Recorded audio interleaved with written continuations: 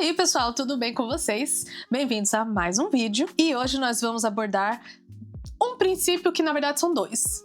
E eles são os princípios que mostram o modo de abordar uma animação, que é straight ahead e pose to pose. Numa tradução assim adaptada seria diretão e ponto a ponto. Antes de começar, aquele esqueminha, vou passar algumas mini animações aqui pra vocês.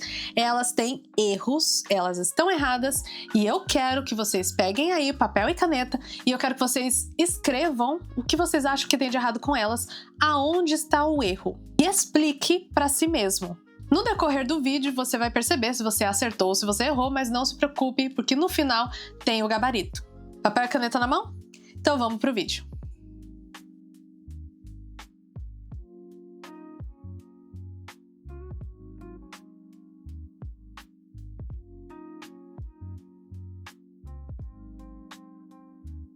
Vamos começar com straight ahead. Esse é o modo de animar em que você faz todos os desenhos na ordem que o movimento acontece. Então, um desenho leva a outro, que leva a outro, que leva a outro, que leva a outro.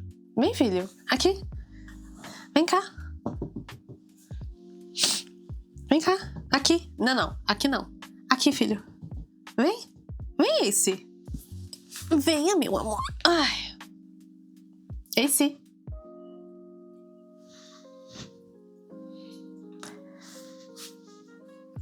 Bom, é isso. Ai, como é lindo. A vantagem desse método é que ele dá um flow, né, para o seu movimento, porque você tá indo de uma pose para outra pose, né, de um desenho para um desenho, para um desenho, para outro desenho. Ele faz ficar uma coisa mais natural, ele ajuda a dar um dinamismo pro negócio. É divertido, é orgânico, é bem divertido de fazer, assim, o straight ahead. Qual é o problema? A desvantagem do straight ahead. Bom, temos a falta de planejamento. Então, se você precisa que o seu personagem pare em um determinado ponto, né, do cenário, ou então que ele fique virado ou numa posição específica, você não consegue planejar muito bem isso. Se o seu personagem precisa pegar um objeto, por exemplo, e digamos, ele vai pegar um copo que está em cima de uma mesa. Ele precisa parar o andar numa distância que faça sentido da mesa e consiga alcançar o copo.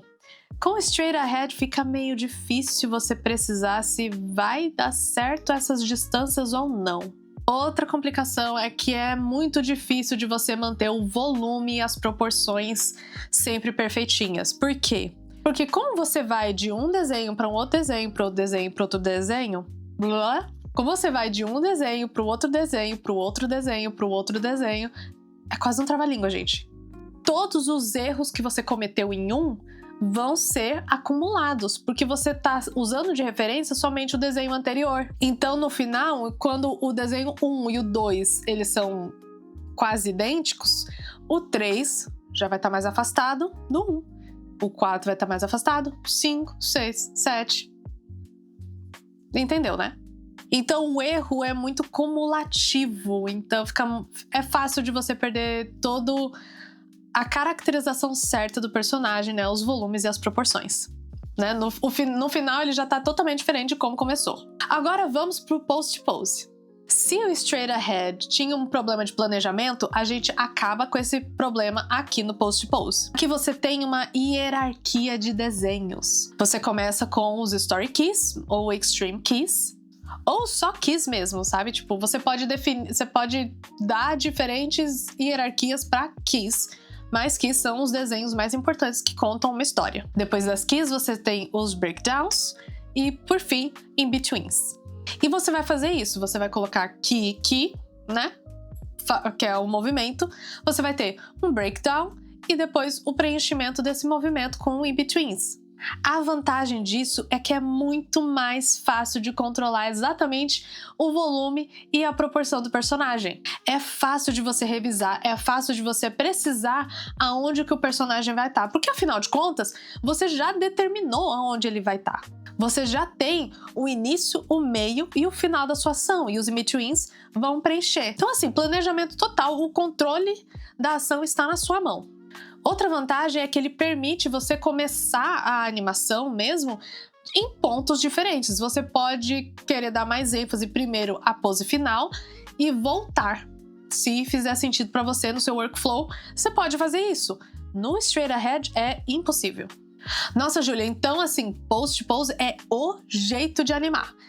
Temos algumas complicações, algumas desvantagens. A desvantagem do post pose é que você perde totalmente a animação orgânica. Pode ficar aquela animação meio engessada, mecânica demais. Pode perder um charminho. É bem difícil de trabalhar um fluxo, às vezes, numa animação post-pose. Às vezes, na verdade, dependendo da ação, o post-pose vai, assim, acabar com o dinamismo da sua cena. Você vai ter que refazer. Pera, então, se no straight ahead a gente tem um flow, e aí a desvantagem é que não tem planejamento, mas no post-pose a gente tem o planejamento e não tem o flow, então a gente mistura os dois? Exatamente! O certo é misturar os dois. Certo, assim, é modo de dizer, né? Mas assim, o preferencial é uma mistura dos dois, porque você tem o melhor dos dois mundos. Em movimentos que você precisa de uma fluidez, que você precisa de uma ordem mais dinâmica, que você precisa ir de pá, pum, pá. Eu não sei explicar isso. Nesses tipos de movimentos, você vai achar provavelmente mais fácil de fazer no straight ahead.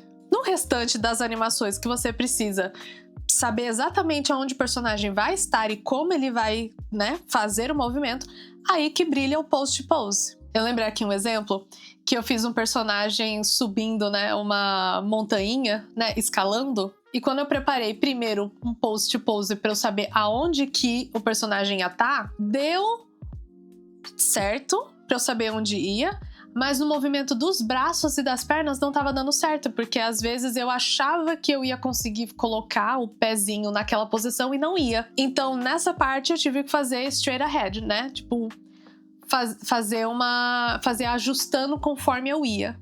Então, gente, é assim, cada cena é uma cena. De novo, a animação é um grande puzzle, uma resolução de problemas sem fim. Então vamos passar de novo a estrutura, né? Você vai fazer primeiro os Story Keys ou Extreme Keys. Eu chamo de Story Key pessoalmente porque para mim esses são os desenhos que contam a história. Então são os desenhos principais. E por que eu tô separando eles de keys? Porque você vai ter várias keys. Algumas vão ser mais importantes que outras. Então essas são as Story Keys. Mas assim, são os desenhos principais. Se você fosse tirar uma foto dos momentos principais para mostrar para alguém, se você fosse ter aquela pose, aquele desenho numa comic para mostrar aquela cena, quais seriam esses desenhos? Seriam as keys. Então temos Story Keys, Keys, Breakdowns. E breakdowns são esses desenhos que vão mostrar por onde o movimento vai ser feito. Depois deles, os in-betweens, que são o recheinho. Não se preocupem, em breve eu vou fazer um vídeo elaborando um pouquinho mais sobre o que é uma Story Key, explicar o que são breakdowns e por que eles são extremamente importantes, e como que a gente faz o recheinho, né, que são os in-betweens. Gente, lembrando que, assim, em arte, toda regra, não é absoluta e você pode quebrar elas. Mas assim, no geral, as informações que eu passei aqui pra vocês, essas recomendações, são não só minhas, mas de artistas que vieram muito antes de mim, que colocaram em livros e passaram em aulas. A melhor forma de você fazer a sua animação, a melhor forma de você contar uma história. Não significa que é uma regra. Você pode tentar fazer algo fluido com post pose, você pode tentar fazer uma animação inteirinha em straight ahead. Fica a seu critério, mas a recomendação, né, tá dada. Se ficou alguma dúvida sobre esse princípio 2 em 1, na verdade, deixa aqui nos comentários pra mim. Eu vou ver todas as perguntas, se tiver bastante pergunta, eu quero fazer um vídeo, né, explicando todas elas, né, depois dessa série dos 12 princípios. Se esse vídeo foi útil pra você, por favor, deixa o likezinho pra mim, porque é a sua forma de você agradecer me dizendo: muito obrigada, Júlia, por você ter feito a pesquisa, o roteiro, gravar e editar esse vídeo pra colocar pra nós. Assim, sem pressão, mas com toda a pressão. Verifica também se você já tá inscrito aqui no canal para você não perder próximos conteúdos sobre animação e outras aulas. E eu vejo vocês no próximo vídeo. Tchau!